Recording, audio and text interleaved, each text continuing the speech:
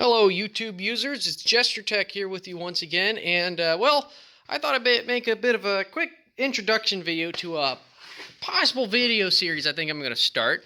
How about this? This is a 92 Jeep Cherokee XJ Laredo, or Laredo.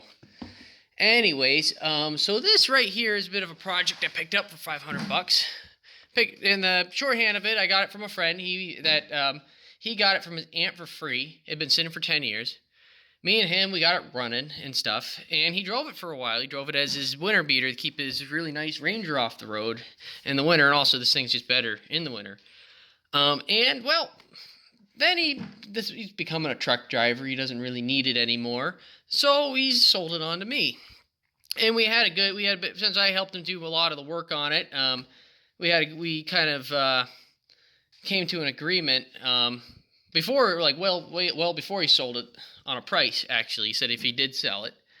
So now I have it.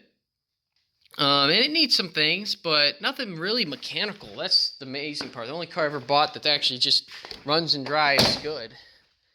And the big cornerstone of this, despite this thing having like over 250,000 miles on it, it is in very, very nice mechanical condition. Mostly due to the remanufactured engine it had in it, put in it before it was parked originally. So I'll start it up for you. And you're going to notice something if you know anything about these Jeeps. Where's the keys?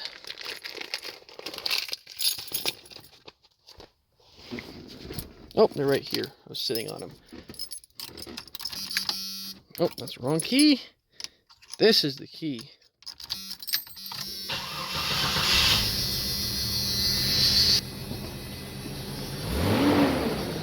Runs like a top. Seriously, it runs so good. And this is probably the only Jeep 4.0 I've ever heard in my life that does not have a lifter tick. Because it's got less than 50,000 miles on it, this motor does. It sounds so good, doesn't really burn any oil, doesn't really leak any oil even. It's crazy. Just needs to be cleaned up. Anyways, so I'm going to show you what it needs, and a lot of you probably already have figured what it needs. And, well, it needs a lot of rust repair. And here in Illinois, vehicles rust out pretty bad. And Jeeps especially bad. But I think I can make this thing pretty nice. I really do. And there's a couple shortcuts I'm going to take with rust repair. Not like shortcuts as in spray foam stuff, but like instead of putting inner and outer rockers and floors and buying all the proper sheet metal, I'm going to make rockers out of like about 2x6 square steel. Something like this, except this isn't 2x6. I was thinking for a second using this, but no, I'm going to go get the proper length. People do that with these XJs all the time. It looks kind of close to stock. They'll kind of stick out a little bit. I'm going to go from here all the way up to the fender, so I'm going to have to cut the bottom of the fender off and weld it there. But I think I'm going to make that pretty good. It needs a lot of work on the floors. Well, everything outboard the frame rail needs work. And the frame rail is in good shape. Frame rail is in perfectly servable shape. I've had this up on a lift, and I've checked it with a poker hammer all throughout.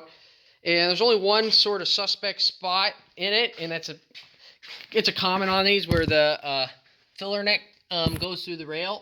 Where is it? It right there. That's the only spot that's bad. And that's an easy fix. It'll take me like 25 minutes to fix that. I'm going to be doing it all at the same time, obviously. But nothing like structurally terribly wrong with it. Just floors and rockers. Going to try to see if I can find some better doors. The rear doors are mint for some reason. The front doors are the ones that rust out, which we replaced two of the doors with some slightly better doors because this driver's door was so bad. It was like it had a big hole here for some reason. So we got this slightly better one, and that one's also mint. I don't know, it's weird with the rear doors. There's not a speck of rust, not even on the pinch, on the flange on the bottom of the door. Anyways, I'm going to try to find some better front doors, or maybe put a lower skin on them. I'm not quite sure. I usually wouldn't do that, but the inner panel for it is fine. So putting a lower skin on it would not be that hard, but if I find a better door, would just be better. This quarter panel needs some help. I've already helped it a little bit. I put a little while ago, put a patch right here. And this is with a flux core welder, so it doesn't look the best, and I didn't even fully grind it down. But I'm actually surprised. I do like that. That did turn out pretty good. I'm thinking of actually using this as an area to put a little box and have a couple of my ham antennas sticking out, so I can run the wires through into the car. It'll also kind of throw off the bodywork because I kind of lost this body line when I did this. I'd either need to build that up with filler pretty bad or redo parts of it, or make a little box, put my radio antennas there instead. Gate is actually in good shape. It's like the only one of these gates I've ever seen that's not cracked. Yeah, I'm going to find a different rear bumper. This one's pretty bad. We kind of put some chrome in a can on it. Make it look kind of half decent for a little bit. Kunkelman Used Cars. We know where you live. Anyways, it's going to be pretty nice. The interior's not too bad other than this seat, which, well, looks like they spilled paint on it. That's a shame. I'm going to see if I can find some way of cleaning that out, but it won't look perfect, but I might be able to make it look a good bit better. Needs a headliner. He pulled the headliner down after he had a bit of an electrical fire. Literally, the center console, like the top console, started on fire. So I got to find a headliner for it. Because he actually threw it away. I was really pissed that he threw the headliner away. It wasn't damaged. He just pulled it out, and since it was out, like someone in his family, it was in the garage, they threw it away. So anyways, yeah, I should be able to make this thing into a nice car. I'm probably, first thing I'm going to do, not this weekend, not next weekend because that's Hamfest, I'm probably going to take the seats out and just kind of gut the interior and see where I'm at with the floors. And just kind of, I'm going to cut the floors and stuff, but then the first thing I'm going to do, I want to put some more structure back into this car, at least into the body of it. Suspension and everything, all the mounts are in pretty good shape. I'm gonna probably try to start putting the tube steel rockers in, welding them up to here and stuff. Just get them kind of tacked in, and then make braces off of those. Brace it against the frame rail and stuff, and make braces for the floor against those. Because this thing, like I said, is rotted, but it's like, I mean, this is still pretty stiff. It's not like completely falling apart quite yet. I've seen some really bad vehicles where like the doors won't shut because it'll like twist it. They're kind of twisting and stuff like that. This isn't quite to that point yet, but it's gonna get there. If I just kept driving it for a couple more years, it would get there. And if I get in an accident, probably would fold in half.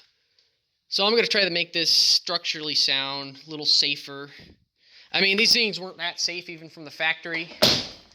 These things were kind of death traps. But, you know, who really cares? I mean, it's a Jeep.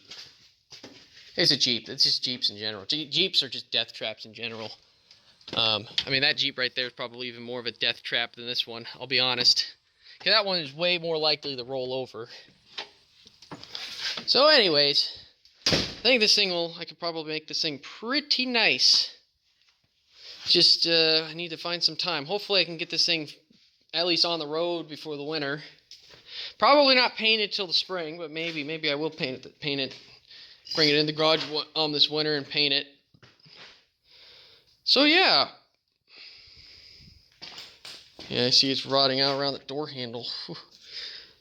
So that's just crappy paint. Is that just crappy paint? Yeah, I'm definitely going to replace this door. Definitely going to do that. And good thing is, like a lot of the rust repair and stuff is just going to be really thrown off by the flares. The flares are going to throw it off, and I'm going to hide some of my joins under the flares. And also, this lower trim, which I don't have all of it, obviously. I'm just going to buy new lower trim for it, because they sell it by the foot.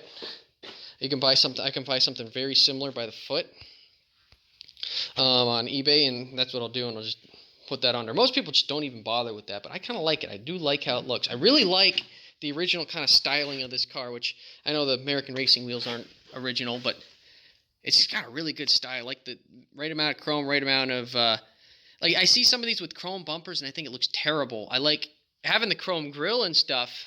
chrome wheels, chrome door handles, chrome all that stuff is great. Having chrome bumpers looks terrible on these. They always look really cheap and goofy.